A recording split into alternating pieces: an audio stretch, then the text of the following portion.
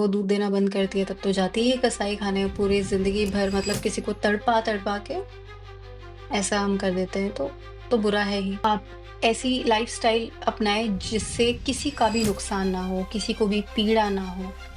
मतलब vegan meat तो ऐसी चीज़ है जिसमें you don't have to compromise on your test.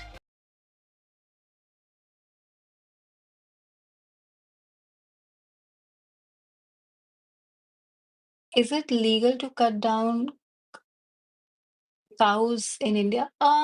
So basically होता क्या है ना कि कुछ जो स्टेट्स हैं, वहाँ पे ऑफ़ कोर्स इल्लीगल है, बट कुछ स्टेट्स हैं जहाँ पे लीगल्स है काऊ स्लॉटर भी।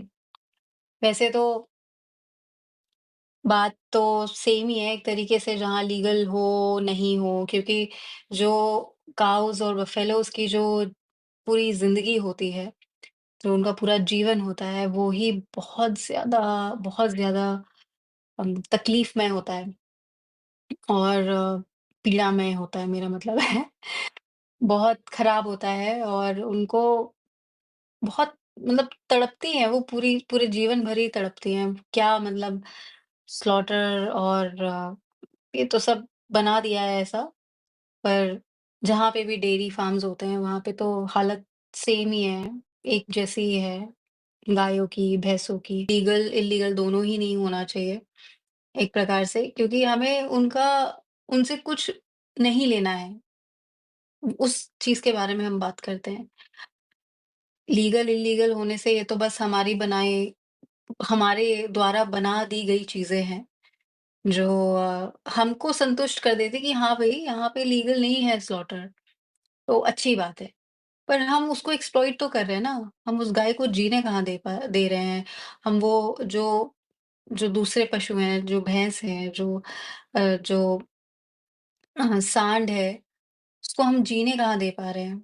हम तो वही छोड़ रहे हैं ना उनको रास्ते में, गाड़ियों से भिड़ने के लिए, रोडों पे वो बैठे रहते हैं। और बस जब वो दूध देना बंद करती है तब तो जाती ही है कसाई खाने पूरी ज़िंदगी भर मतलब किसी को तड़पा-तड़पा के ऐसा हम कर देते हैं तो बुरा है ही। Yes, it is legal to slaughter buffaloes. Why they don't have right to enjoy their lives? हाँ, that's true. हम बेसिकली लोगों को ये बोल रहे हैं कि आप वीगन जीवन शैली को अपनाएं। आप आप ऐसी लाइफस्टाइल अपनाएं जिससे किसी का भी नुकसान ना हो, किसी को भी पीड़ा ना हो। हम ऐसी हर चीज़ खा सकते हैं जो वनस्पति से आती है यानी पौधों से आती है, जिसमें किसी को भी नुकसान नहीं होता है। पर जो भी चीज़ पशुओं से आती है, जैसे दूध, दही, उनका मांस या लेदर या सिल्क या हनी, उन सब चीज़ों के पीछे मतलब बहुत सारी क्रूरल्टी है, बहुत सारी पीड़ा है उन जानवरों की जिनसे वो चीज़ें आ रही हैं। Ma'am, do you think vegan meet will bring down cruelty on animals? Yes, I think so. I think so. It will definitely bring down. मतलब वीगन मीट तो ऐसी चीज़ है जिसमें you don't have to compromise on your taste and you don't have to think that कि इससे किसी को क्रूरता हो रही है या इससे किसी को किसी भी चीज़ की मतलब तकलीफ हो रही है, तकलीफ से आ रहा है, ये सारी चीज़ें नहीं है। तो vegan meet definitely I think जो क्रूरटी हो रही है एनिमल्स पर वो कम करेगा, मुझे ऐसा लगता है और बहुत सारे ऑल्टरनेटिव्स आ रहे हैं, मीट ऑल्टरनेटिव्स, मिल्क ऑल्टरनेटिव्स आ रहे हैं, जिसके जो लोग बहुत अच्छे से एन्जॉय कर रहे हैं एंड प्लांट बेस्ड मार्केट काफ़ी बढ़ रहा है और फ्यूचर तो है ही प्लांट बेस्ड उसमें कोई डाउट नहीं है।